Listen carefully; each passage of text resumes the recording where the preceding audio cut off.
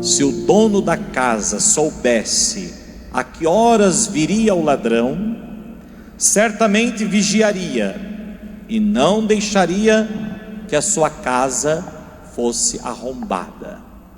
O que Jesus quer dizer com esta parábola?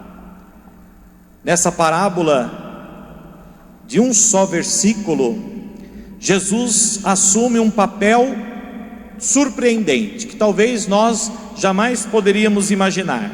Jesus se apresenta como um ladrão.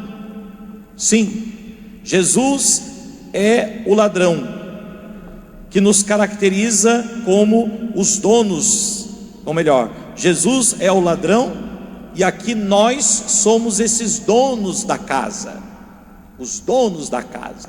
E Jesus virá como um ladrão. Ele quebrará, ele arrombará, irá arrombar as nossas casas, e ele virá justamente para, de certa forma, nos pegar de surpresa. Por isso Jesus é este divino ladrão. Ele virá, porém, não para roubar, mas ele virá para arrombar a nossa casa. Ele quebrará todas as paredes, irá escancarar todas as portas, acabará com todas as fechaduras, abrirá todos os cofres, tirará todos os documentos das gavetas secretas, e sobre tudo ele fará brilhar uma luz fortíssima, e que a parábola deixa isso muito claro, que é a luz da verdade. Por isso Jesus é esse divino ladrão, que virá justamente para arrombar as nossas casas e colocar tudo diante da luz da verdade. Vejam, meus irmãos, a nossa tendência neste mundo é muitas vezes nós nos contentarmos com as meias verdades, a de nossos próximos e também as nossas próprias coisas, com as nossas próprias coisas. E hoje Jesus então nos avisa: quando Ele vier, tudo será avaliado, tudo será revelado, tudo será escancarado à luz da plena verdade. Assim, Ele nos faz um favor. Ele nos ensina então como é que nós podemos vigiar, como é que nós podemos esperar então este divino ladrão, que virá escancarar a nossa vida à luz da verdade. Qual é o tipo de vigilância que Jesus pede de nós?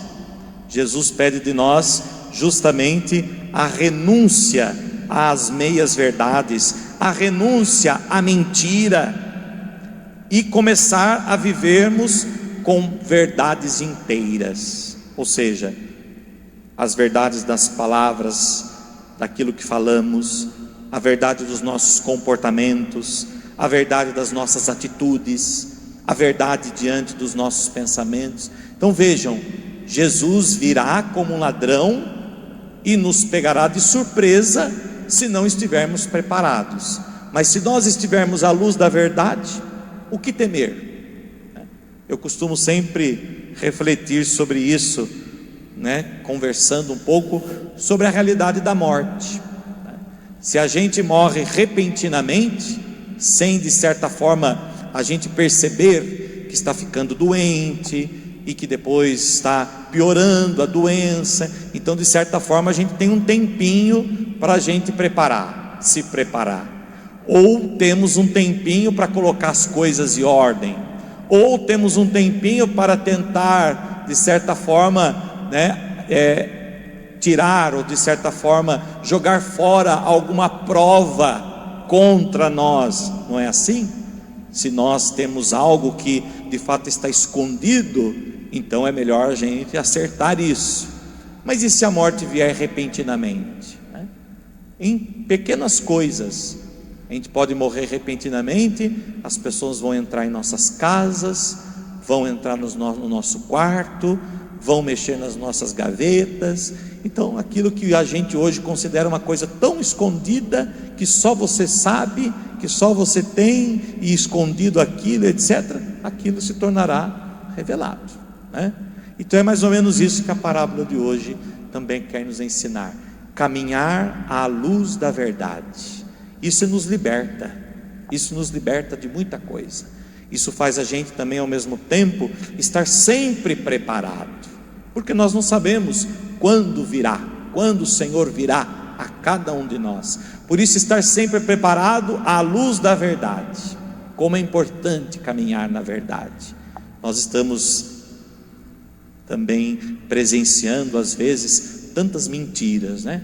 Tantas mentiras presentes nos lares, tantas mentiras que muitas vezes destroem as relações conjugais, tantas mentiras que afligem muitas vezes as pessoas, tantas mentiras que acabam por colocar a perder boas amizades, tantas mentiras que nós vamos ouvir agora em época de eleições, muitas mentiras ditas, faladas, pensadas, muitas atitudes mentirosas dentro da nossa própria igreja, infelizmente, da nossa igreja, porque a igreja é nossa.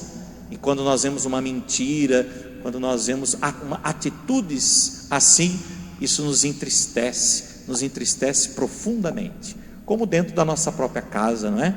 Quando alguém mente, se é o esposo que mente, ou a esposa, ou o filho, como é doloroso. Assim também é na igreja, nós também nos entristecemos, chegamos às vezes até a chorar, né?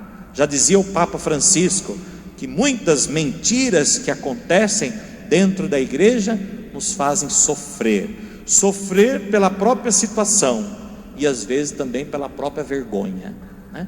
A vergonha já é um tipo de sofrimento, e muitas vezes diante das mentiras que às vezes são reveladas, nós nos sentimos envergonhados e nos sentimos tristes. Mas aqui vem Jesus para dizer exatamente para nós buscarmos então viver à luz da verdade, para que quando esse divino ladrão vier, ele nos encontrará acordados, confiantes e transparentes, à luz desta verdade da qual procuramos caminhar em toda a nossa vida.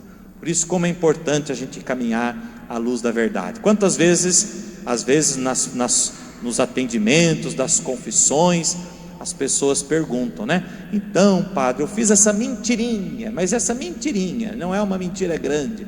Toda mentira é mentira, né? Não existe mentira pequena, mentira grande. Claro que uma mentira pode prejudicar muito, pode. A outra talvez prejudique menos, sim. Mas o caráter dela em si, se é mentira, qualquer tipo de mentira. Então tentarmos caminhar sempre à luz da verdade. A verdade nos liberta, e a verdade nos faz estar mais próximos, ou melhor, a verdade nos faz estar mais confiantes diante de Deus, porque um dia Ele virá, e virá como um ladrão, e aí Ele de certa forma irá arrombar a nossa casa, a casa da nossa existência, da nossa vida, do nosso coração, da nossa alma. E o que é que esse divino ladrão vai encontrar? Esperamos que ele encontre então a nossa casa de certa forma preparada.